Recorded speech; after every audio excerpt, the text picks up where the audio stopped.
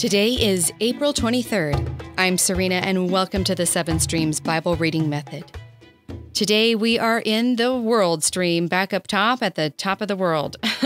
I guess we could call it the top of the world because it's the first day of our Bible week, which means we'll be starting a new Bible version, which is the International Standard Version this week.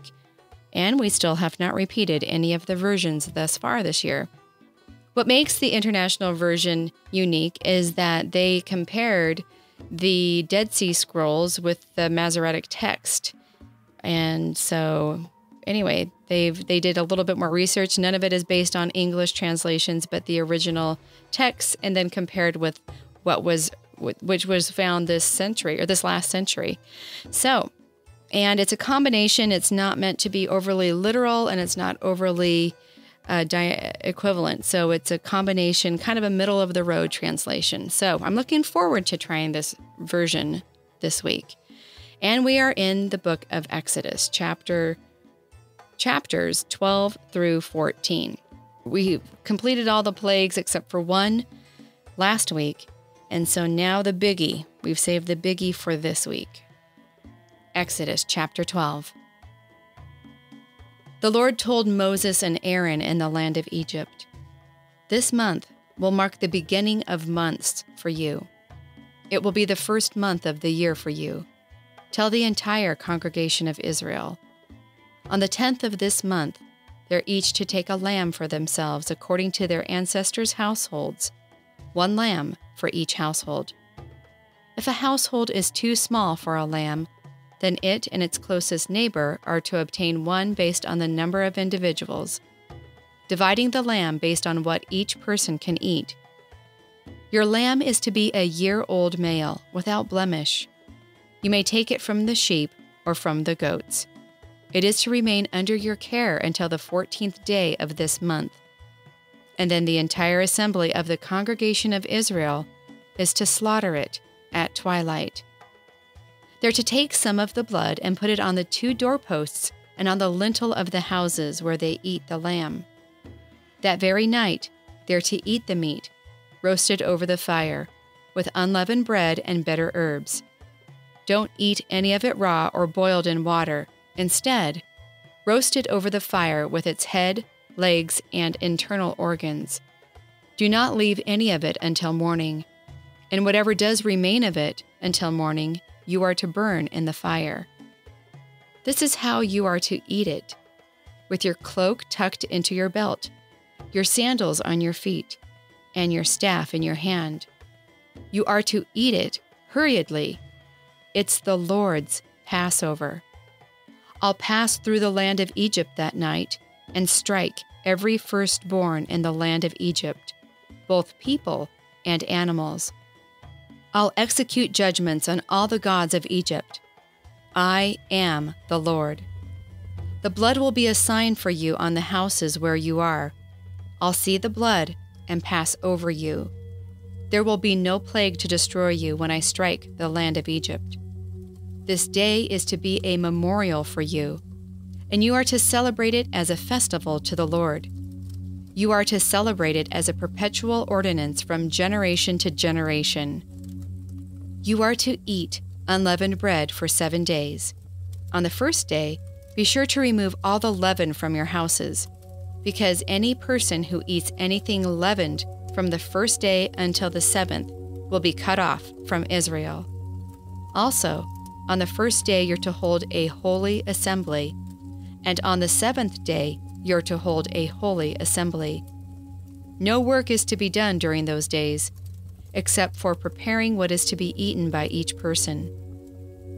You are to observe the festival of unleavened bread, since on this very day I brought your tribal divisions from the land of Egypt.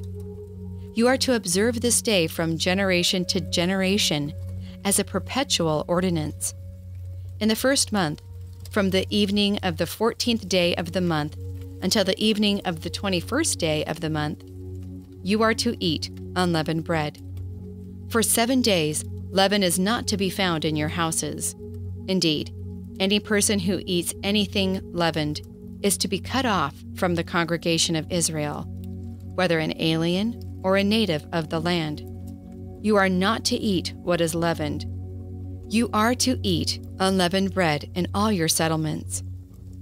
Then Moses summoned all the elders of Israel and told them, "Choose sheep for your families and slaughter the Passover lamb.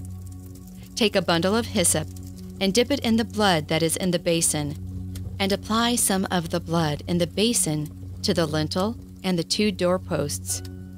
None of you is to go out of the doorway of his house until morning, because the Lord will pass through to strike down the Egyptians. And when he sees the blood on the lintel and the 2 doorposts, the Lord will pass over the doorway, and won't allow the destroyer to enter your houses to strike you down. You are to observe this event as a perpetual ordinance for you and your children forever. When you enter the land that the Lord will give you, just as he has promised, you are to observe this ritual. And when your children say to you, 'What does this ritual mean?' you are to say, 'It is the Passover sacrifice to the Lord, who passed over the houses of the Israelis in Egypt, when he struck down the Egyptians, but spared our houses.'" Then the people bowed down and worshipped. The Israelis did this. Moses and Aaron did just what the Lord had commanded. And so at midnight, the Lord struck down every firstborn in the land of Egypt, from the firstborn of Pharaoh who sat on his throne to the firstborn of the prisoner who was in the dungeon, and all the firstborn of the livestock. Pharaoh got up during the night, he, all his officials, and all the Egyptians. And there was a loud wailing in Egypt, because there was not a house without someone dead in it. Then he summoned Moses and Aaron during the night and told them, "Get up, go out from among my people, both you and the Israelis. Go, serve the Lord as you have said. Take both your sheep and your cattle, just as you demanded, and go, and bless me too." The Egyptian officials urged the people to send them out of the land quickly, because they were saying, "We'll all be dead." So the people took their dough before it was leavened, with their kneading bowls wrapped up in their cloaks on their shoulders. Meanwhile, the Israelis had done as Moses said. They had asked the Egyptians for objects of silver and objects of gold, and for clothes. The Lord had given the people favor in the eyes of the Egyptians, so that they gave them what they requested. As a result, they plundered the Egyptians. About 600,000 Israeli men traveled from Ramses to Succoth on foot, not counting children. A mixed multitude also went up with them, along with a very large number of livestock, including sheep and cattle. They baked the dough that they brought out of Egypt into thin cakes of unleavened bread. It had not been leavened, because they were driven out of Egypt and could not wait, nor had they prepared provisions for themselves. Now the time that the Israelis lived in Egypt was 430 years. At the end of 430 years, to the very day, all the tribal divisions of the Lord went out from the land of Egypt. That was for the Lord a night of vigil to bring them out of the land of Egypt. This same night belongs to the Lord, and is to be a vigil for all the Israelis from generation to generation. The Lord told Moses and Aaron, "These are the regulations for the Passover. No foreigner is to eat it, though any slave purchased with money may eat it after you have circumcised him. But no temporary resident or a hired servant is to eat it. It is to be eaten in one house, and you are not to take any of the meat outside the house, nor are you to break any of its bones. The whole congregation of Israel is to observe it. If an alien who resides with you wants to observe the Passover to the Lord, every male in his household must be circumcised, and then he may come near to observe it. He is to be like a native of the land, but no uncircumcised person is to eat it. A single law exists for the native and the alien who resides among you. All the Israelis did this. They did exactly as the Lord commanded Moses and Aaron. And on that very day, the Lord brought the Israelis out of the land of Egypt by their tribal divisions. The Lord spoke to Moses, "Consecrate to me every firstborn male. Whatever is the first to open the womb among the Israelis, both of humans and of animals, belongs to me." Then Moses told the people, "Remember this day on which you came out of Egypt, from the house of bondage, because the Lord brought you out from this place with a strong show of force. Moreover, nothing leavened is to be eaten. Today, in the month of Abib, you are going out. When the Lord brings you to the land of the Canaanite, the Hittite, the Amorite, the Hivite, and the Jebusite, which he swore to your ancestors to give you, a land flowing with milk and honey, you are to observe this ritual in this month. You are to eat unleavened bread for 7 days, and on the 7th day there is to be a festival to the Lord. Unleavened bread is to be eaten for 7 days, and nothing leavened is to be seen among you, nor is leaven to be seen among you throughout your territory.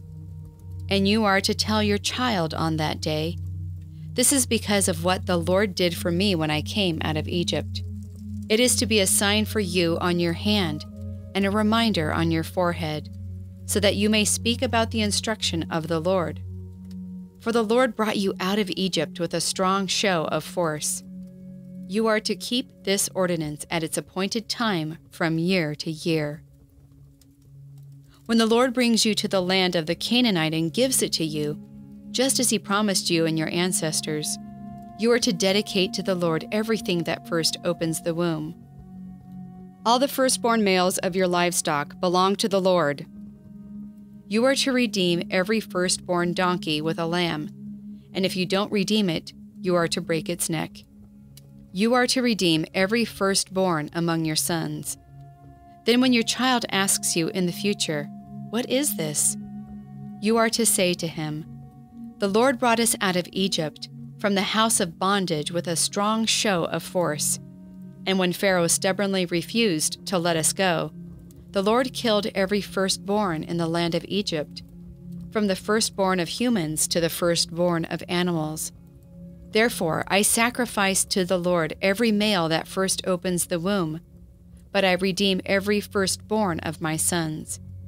It is to be a sign on your hand and an emblem on your forehead, because the Lord brought us out of Egypt with a strong show of force." When Pharaoh let the people go, God did not lead them along the road through the land of the Philistines, even though it was nearer, because God had said, "If the people face war, they may change their minds and return to Egypt." So God led the people the roundabout way of the desert, toward the Reed Sea. The Israelis went up from the land of Egypt in military formation. Moses took the bones of Joseph with him, because Joseph had made the Israelis take this solemn oath: "God will certainly take notice of you, and then you must carry my bones up with you from here." They left Succoth and camped at Etham at the edge of the desert. The Lord went in front of them by day in a pillar of cloud to lead them along the way, and by night in a pillar of fire to give them light, so they could travel both day and night. Neither the pillar of cloud by day nor the pillar of fire by night left its place in front of the people. The Lord told Moses, "Tell the Israelis that they are to turn back and camp in front of Pi-Hahiroth, between Migdol and the sea. You are to camp in front of Baal-Zephon, opposite it by the sea. Pharaoh will say about the Israelis, 'They're wandering aimlessly in the land, and the desert has closed in on them.' I've made Pharaoh's heart stubborn, so he will pursue them. But I'll receive honor by means of Pharaoh and his army, so that the Egyptians will know that I am the Lord." So this is what the Israelis did. When the king of Egypt was told that the people had fled, the minds of Pharaoh and his officials changed toward the people, and they said, "What have we done in releasing Israel from serving us? So Pharaoh had his chariot prepared and took his troops with him. He took 600 of the best chariots, and all the other chariots of Egypt with officers in charge of each one. The Lord made the heart of Pharaoh, king of Egypt, stubborn, and he defiantly pursued the Israelis as they were leaving.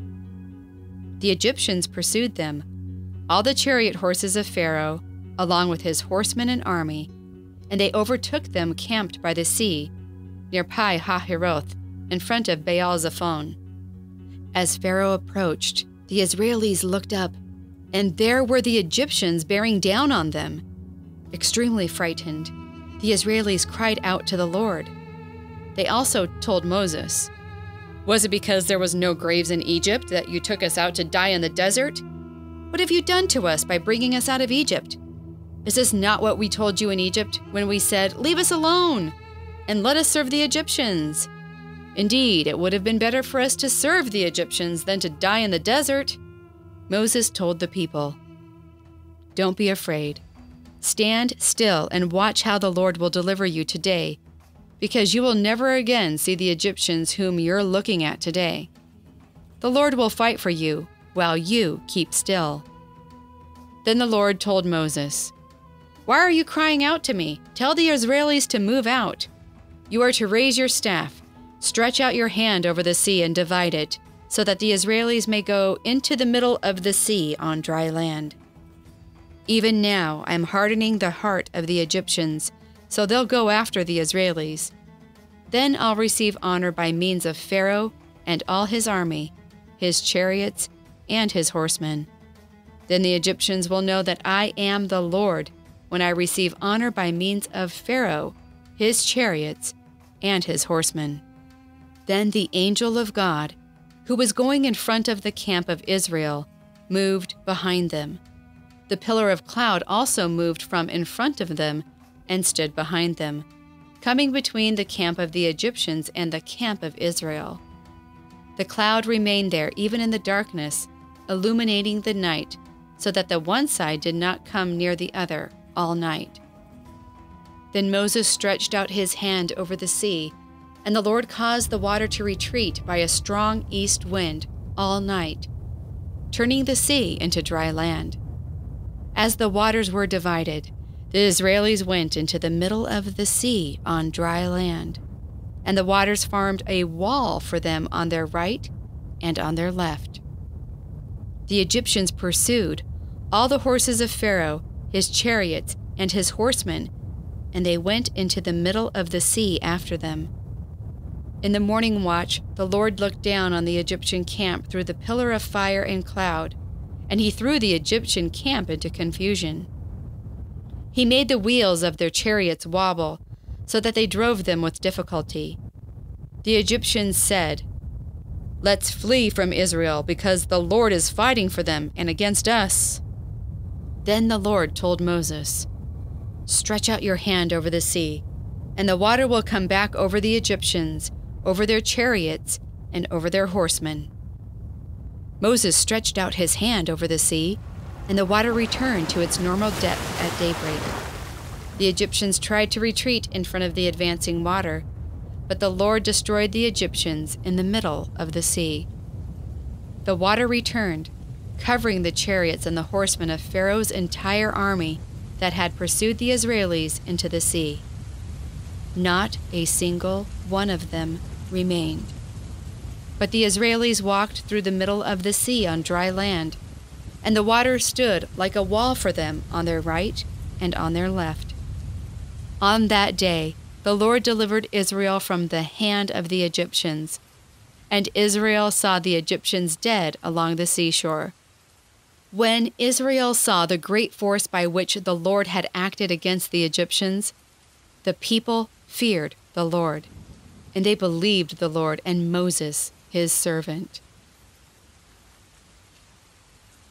Dear God in heaven, holy, holy, holy, Lord God Almighty, we just want to sing to you as you have done the mightiest of mighty deeds on behalf of your children. Thank you for being the God for standing in defense of us, too. Teach us to trust you as you fight for us. take us to your place of rest. Amen. The 10th plague was coming, and it required preparation for the Israelites. Egypt would not recover from this plague. This is the only plague that they really had something that they needed to do. It would break Pharaoh, and he would want Israel gone. They didn't know if 10 plagues was the end of it, or if more and more were coming, so they would finally resolve to have Moses go and take his people with him. The firstborn from every Egyptian home would die that night of Passover.